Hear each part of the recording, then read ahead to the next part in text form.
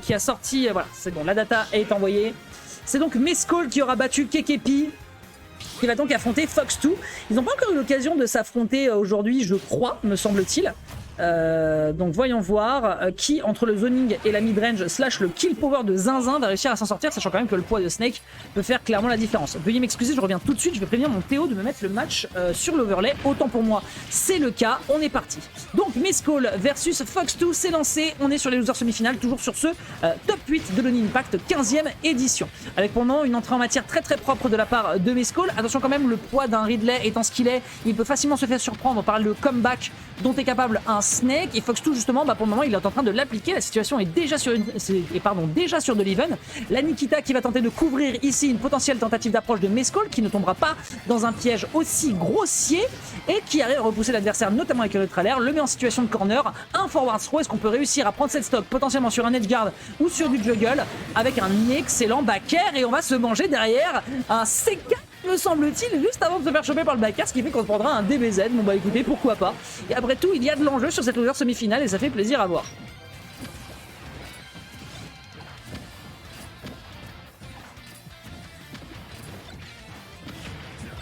Alright, pour l'instant c'est un peu timide, on arrive à mettre quelques dégâts sur Mescall, mais bon c'est pas non plus le truc le plus flippant qu'il y ait entre les deux joueurs. On part beaucoup dans le shield du côté de Mescall, je pense qu'on respecte beaucoup Snake et je pense qu'il a clairement raison de le faire. Un petit forward tilt, exploitation de la midrange, on va chase l'adversaire directement sur un down tilt, les grands classiques du personnage, c'est du BNB comme on aime, sachant que le personnage a un kill power de fou, les BNB se font jusqu'à 80, le forward smash qui partira dans le vide et qui se fait contrer par la grenade de Fox2. Par contre encore un forward tilt, c'est facile qui fait le café, B qui partira dans le cypher. Un side B derrière pour surprendre. L'angle était dégueulasse.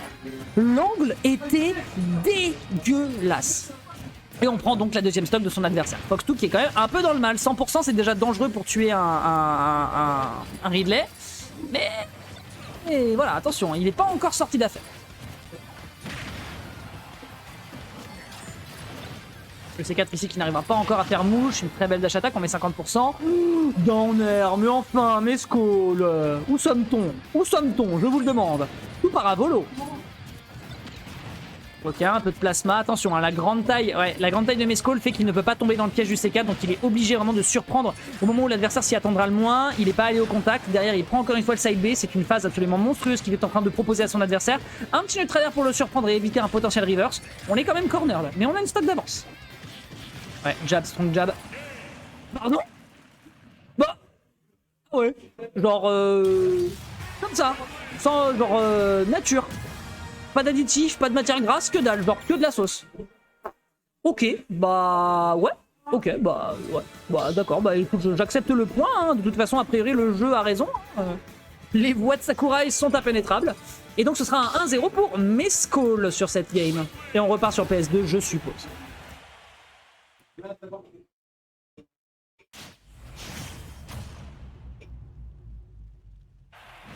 Ouais, évidemment, très très bonne map pour Snake, et de l'autre côté, je pense que Mescall n'a pas trop peur de cette map, donc forcément, le fait d'aller se taper sur PS2 ne me surprend pas énormément. Une première tentative de juggle qui fonctionne plutôt pas mal pour Fox2, qui prend 30%, malheureusement c'est trop timide pour faire peur à son adversaire.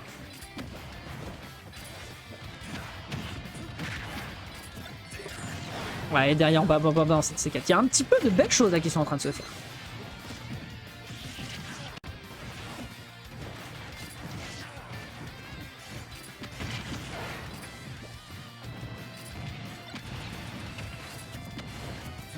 Attention derrière, quand même, là c'est très even entre les deux joueurs. Ça se respecte beaucoup en fait. Là, ce qu'on voit de Fox2, c'est que, ok, il tombera pas dans les pièges qu'il s'est mangé sur la game précédente. Par contre, derrière, voilà, attention à lui. Il fait attention à lui. Il est très prudent sur la façon dont il revient sur le terrain. Il respecte le fait qu'il y ait une grosse prise de positionnement et une grosse occupation de l'espace quand même qu'on a avec Mescall, hein, le gros ptérodactyle. Par contre, derrière, la belle punition qui est trouvée avec cet up smash fait quand même le café et on trouve le revenge kill. Mais en dépit quand même du kill qui a été récupéré par Mescall. Donc Fox2, vraiment, il l'entend pas de cette oreille. Le vétéran de guerre, il a des choses à dire. Ok, boomer. Mais suffisamment pour faire boum, exactement comme le font ses projectiles. Et ça fonctionne pour l'instant très bien. Très bien vu, il a la grenade sur le bord de terrain qui va surprendre Mescall, qui fait quelques dégâts, qui met même un lead du côté de Fox2. On peut peut-être aller chercher une game numéro 3 avec une égalisation. Mais attention, Mescall n'est pas encore tué et clairement, quand on est face au meilleur Ridley du monde, il va falloir se méfier.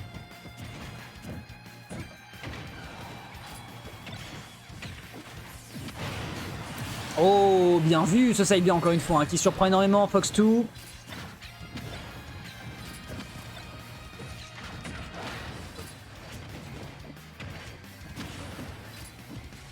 Ah, et derrière le bord de terrain, attention, hein, grande méfiance, on se prendra la grenade en plein dans les gencives.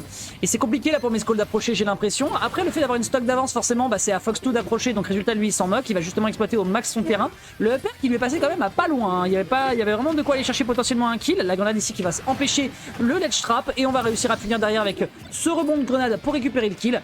Fox2 qui a clairement quelque chose à dire encore sur cette game numéro 2.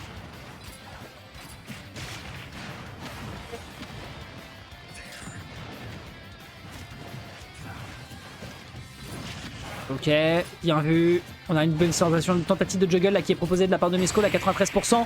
Ce sera pas vers la verticale, mais vers l'horizontale qu'on va récupérer le kill. Extrêmement bien exécuté avec ce forward smash dans le neutral. Encore une fois, hein, mesdames et messieurs, bienvenue sur Air Mescall. Mescall Airlines, la seule, l'unique, la fameuse, qui va donc propulser l'adversaire pour le prix magnifique de 69,99 $. L'adversaire en direction d'une blast zone de son choix. Très bien joué.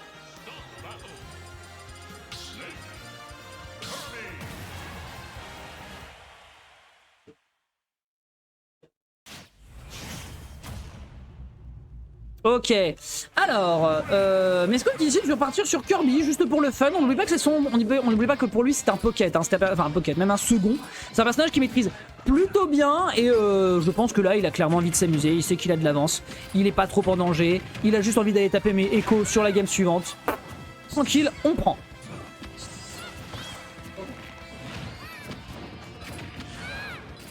Ouais, là c'est un exercice qui est compliqué hein, quand même, on le voit hein, avec Echo qui tape comme un camion, Mescall qui tape comme un camion Ben évidemment, hein, on a quand même de super beaux setups et de super belle conversion qui arrive à prendre malheureusement, qui se fera prendre sa stock par Fox2 qui l'entendra clairement pas, hein, c'est pas un petit chewing-gum qui va m'apprendre la vie. De l'autre côté, Mescall qui fonce au contact, qui tente neutral air, qui part en backdash into forward smash, la grande classical pour surprendre et couvrir une grande partie du terrain en face de l'edge trap, qui lui permet donc de mettre la situation en égalité.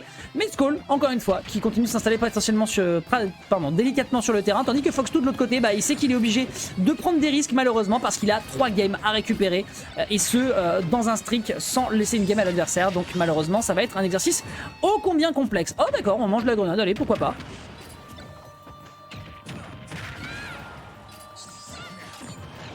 Ouais, tentative de C4 en fonction de la recovery qui allait être proposée par Mescall, ça aurait vraiment pu faire le café.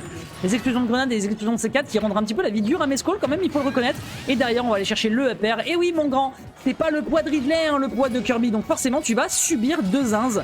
Et derrière on a un Fox2 qui peut peut-être aller chercher une game 4, à moins que 73%, ça peut déjà être dangereux quand on connaît le kill power et les capacités de combo que peut nous proposer un Kirby. Hop là, upper, bien vu, tentative de backer qui ne fonctionnera pas, ça partira dans le shield, le forward smash ici qui fera mouche. On a un Mescall qui arrive à très bien mettre en difficulté l'adversaire, oui. Oh, c'est le gros match les gars.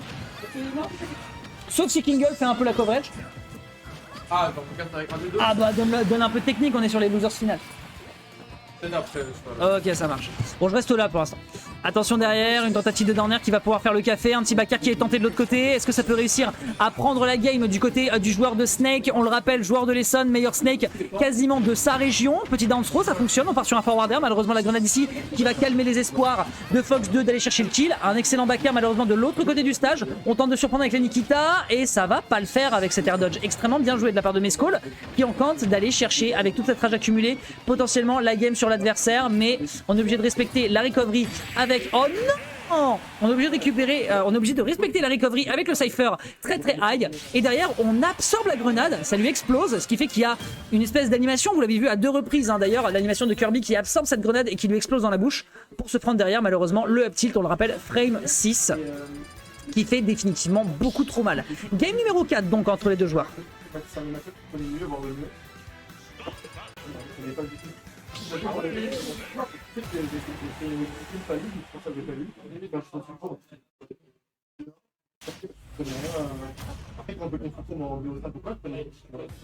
Allez, on est reparti, on est sur une game numéro 4 qui est choisie cette fois-ci donc par Mescall de repartir sur Ridley et évidemment sur une map avec lesquelles il a beaucoup de choses et de situations pour tuer sur les côtés.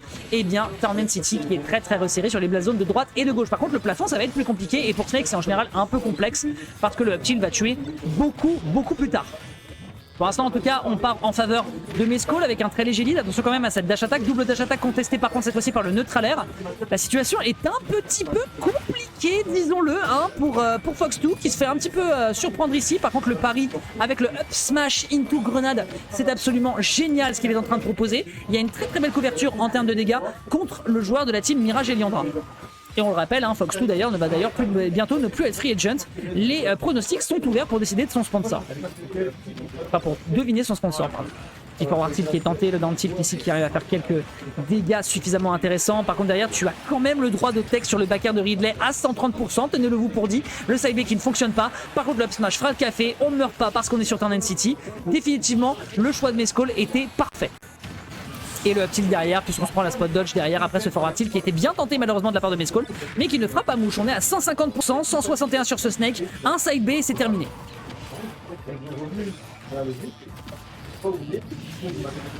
Ok, le forward air on prend. Et le up tilt à l'atterrissage, on punit, on n'a pas une super belle speed avec Snake, ce qui permet donc à Mescall de prendre la stock de Fox2. On prend 40%, c'est que dalle, c'est vraiment que dalle. Mescall peut vraiment reprendre l'offensive. Mais Fox2 a encore des choses à exprimer.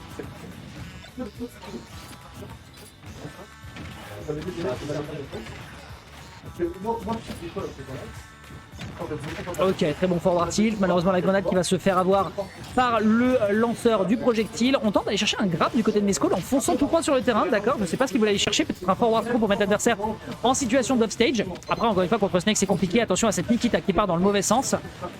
C'est un peu brouillon, les deux joueurs sont en train de se chercher plus qu'autre chose. La grenade qui va l'empêcher d'aller chercher potentiellement de quoi punir derrière. Par contre le up smash mon gars, t'inquiète pas que j'ai pas besoin de te tuer avec le down smash qui va te tuer avec autre chose. Ton up tilt ne tuera pas, mon up smash lui le fera. Mescall Airlines toujours présent, atterrissage dans 3 minutes les enfants. Ok, dash attack, la grenade qui va encore bloquer ici les tentatives agressives de la part de Mescall. Après on est à 160%, est-ce qu'il peut aller chercher quelque chose ici? Non, la grenade qui va le repousser, qui va l'empêcher de s'exprimer efficacement sur cette situation de ledge trap slash edge guard. Derrière le up tilt qui ne fera suffisamment pas le café pour tuer le ptérodactyle de l'espace, sauf sur ce forward tilt en center stage. Et oui, les côtés sur Tournament City sont très resserrés. Enfin, on prend le kill, mais on est déjà à 74% du côté de Fox2. Oh. D'accord, force Fox2. D'accord, ok. Mescall qui va donc aller taper sur du Echo